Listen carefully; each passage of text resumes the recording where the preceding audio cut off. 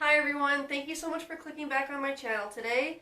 So I have decided to share a story about myself. I do have some kind of lesson in it, some kind of advice I guess that I want to share, but it's mostly just a story about me. Um, I'm sure you've already read the title, you kind of know what we're going to talk about today, but I moved out of my parents' house before I graduated high school. And I know what you're thinking, that's a terrible idea, and it is. I'm just going to start off with that. It's a bad idea. Those kinds of things never end well. You always hear that from like really troubled kids and stuff. Not to be judgmental or anything, but that's not usually a good thing. You know, that's not kind of what you want to hear from a teenager, is that they moved out before they graduated. But I did. So I want to talk about that today.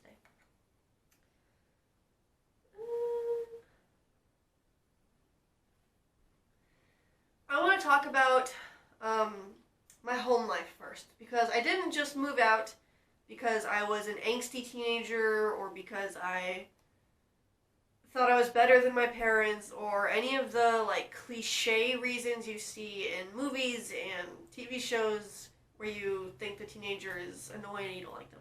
You know, that's I think kind of a common trope, I guess. I had some stressful events in my childhood. And I think I grew up in a pretty stressful environment. At times, a pretty unhealthy and even toxic environment.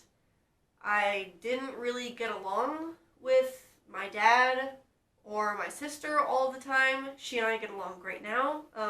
In fact, she's here watching me record, making me very stressed. But in my high school years, you know, when you come to that age where you kind of start really thinking for yourself and forming your own opinions on everything in life, you know, really, really becoming your own person, you start seeing people for who they really are and stuff, you're not so gullible, so naive. I started disagreeing with my dad a lot and fighting with him a lot, and it just made my home life really stressful. For those of you who don't know, I lost my mother at a young age. I wasn't even 15 at the time. And not very long after that, my dad started seeing a woman. And not long after that, she moved in with her kids. And her kids also came from a pretty troubled childhood. They had their own list of awful things that they went through that I'm not going to go into because that's, you know, their privacy and that's their business. But they were, I guess, what you could consider troubled kids as well. So it kind of made my household really stressful. You know, there was that mixing of two families that weren't whole or healed, and we fought a lot. It caused a lot of tension. You know, my dad had to play the middleman a lot between his two daughters, myself and my sister, and his new girlfriend and her two children. And it became a kind of environment that I didn't ever want to be in. As I was going through my high school career, I became very, very busy for a multitude of reasons. I think I'm a very schedule-oriented person, and I'm naturally prone, I think, to overfilling my schedule. And I think this started around that time. I mean, I was never home. Putting it simply, I was never home. I was either at school, I was at work, I was at martial arts, or I was with my boyfriend. I started dating a guy early on in high school, dated the rest of my way through high school. We're still together today. So this was a very serious relationship that I entered into around that time. And it's like I flipped a switch. I went from being home really regularly, I was kind of a homebody, I didn't leave too often, to kind of realizing how much happier I was and more fulfilled I was when I was not home. For a multitude of reasons, you know, it's healthy and good for the mind, body, and soul to be out and about, to be adventurous, to be, you know, away from home, to get out of the nest, sort of. And I guess the more I realized that and the more I experienced it, the less I wanted to be home. And that caused a lot of tension at home for me. You know, my family members realized that I was never home. They were upset or maybe offended by it. And this caused more strife at home, which caused me to want to be home less.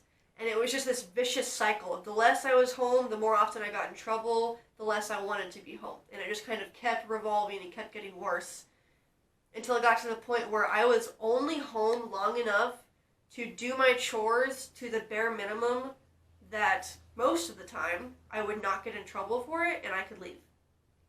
You know, I'd come home, do my chores, and I would take everything, my homework and all of it, to work, or I'd go to martial arts, or basically every day I'd go to my boyfriend's house with his family, and I'd spend the entire evening there. I wasn't home until 11 o'clock at night, past 11 o'clock at night. I was late to curfew a lot. Sorry, Dad. And I just never wanted to be home, and it just became this vicious cycle. So as my boyfriend and I started getting really serious, and I was kind of getting closer to graduating high school, I wanted him to spend time at my house too.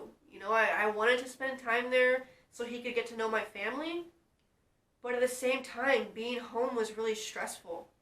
So that was something that, like, I didn't want to do, but I wanted him there to get to know my family, and he didn't want to really be there either. Like, he did it for me and didn't really want to, I think, admit to maybe me or himself or both that he didn't want to, but I don't blame him, and now I think I really realized that he didn't want to because of that environment.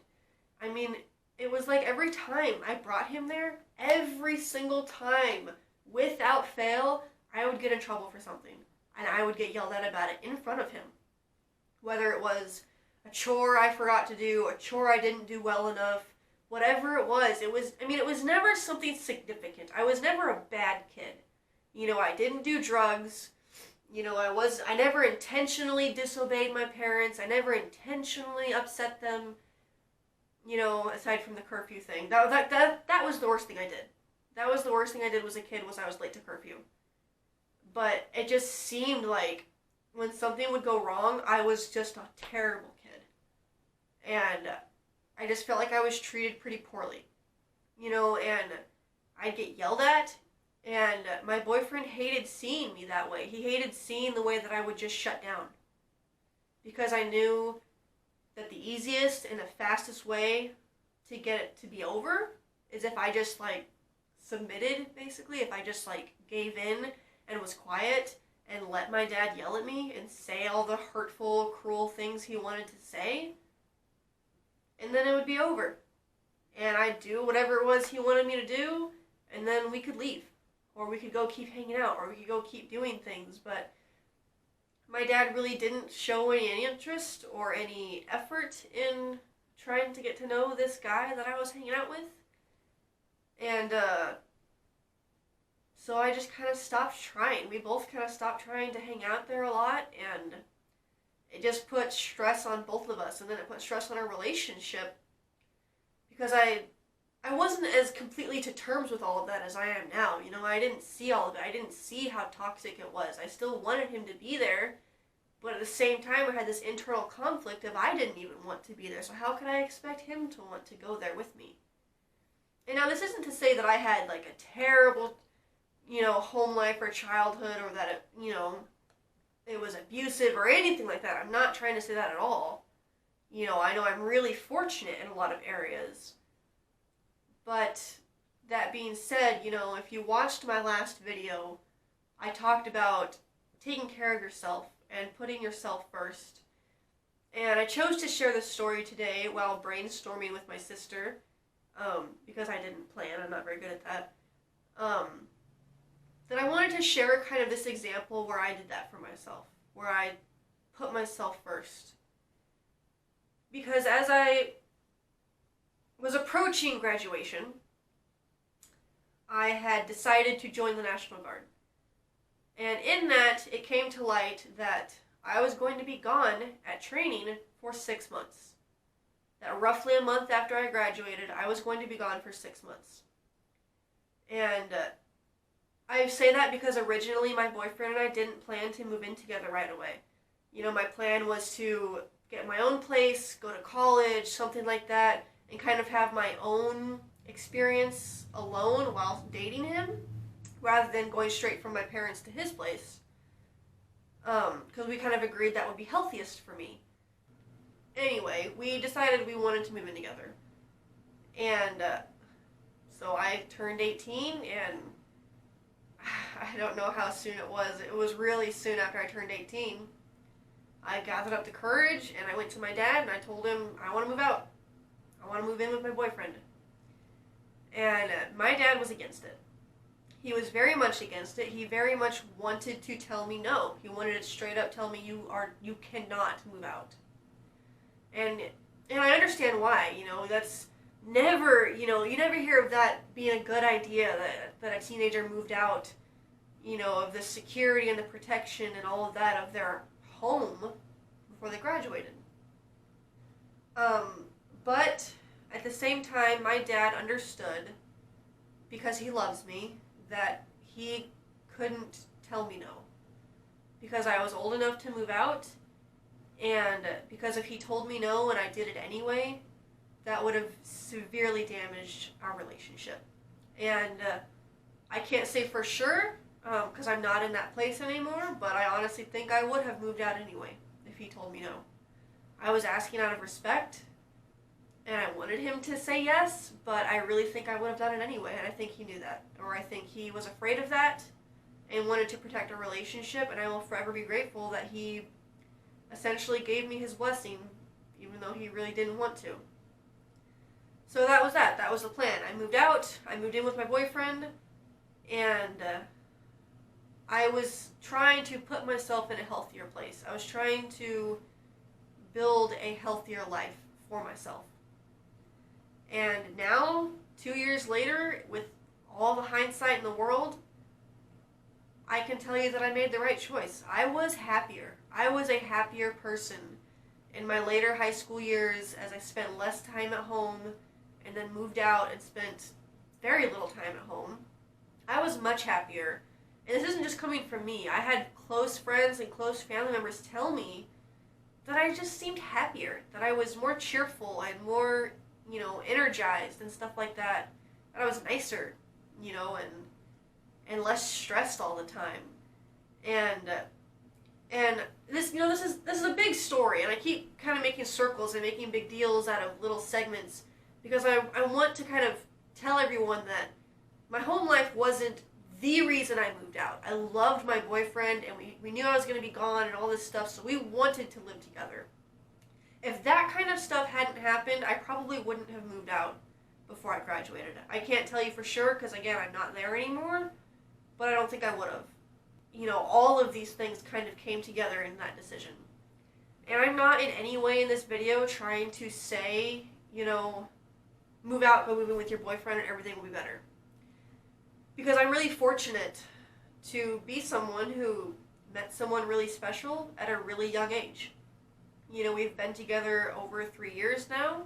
We're still very happy. We have nothing but positive plans for our future together. And not everybody my age can say that, and that's okay. That's more normal than my situation. So again, I'm not trying to encourage anybody to run away from their problems or to move out. But if you haven't watched my previous video, Putting You First, please go check it out, because that's kind of what I'm prefacing this video on, is I decided to take care of myself. And although he didn't want it, he let me, and I'm grateful of that, because I'm happier. I'm happier now, and my relationship with him is better, and I'm better, I'm happier. I'm much happier. And I'm not saying it was easy. It was hard. There was a lot of hoops to jump through. And then I was gone for 6 months, and then I came back, and now we moved, and life will hit you, and life will hit you hard. But I was ready for it, I think. I was always told at a young age that I was years beyond my age. I was always told stuff like that I was really mature and wise beyond my years. That's the saying, I think. Whatever. You know what I mean. So I was just ready for it. I'm going to end this video here. I really appreciate you making it all the way to the end with me. I know this was a super long video again. I'm sorry. I have a lot to say. I'm very, very talkative. But really, I appreciate you watching the whole thing with me. If you made it to this point, I don't know why you wouldn't like this video. Clearly, you had some kind of interest in it. So please, before you go, like this video. If you haven't already, please subscribe. We just hit 30 recently, and I'm super excited. I know that's a tiny number, and most people are going to be like, whatever, but that really means the world to me. I'm really, really glad to have that many people watching these silly little videos that I'm making. And last but not least, please hit that comment section before you go. I don't think I can express enough how much it helps me when you guys go to the comments and let me know what you thought, what you liked, if you have any questions, what you think of my decision, you know, things like that. Just give me some feedback, talk to me, let's open up that dialogue. And with that being said, I think I covered everything, so thanks again. Bye, guys.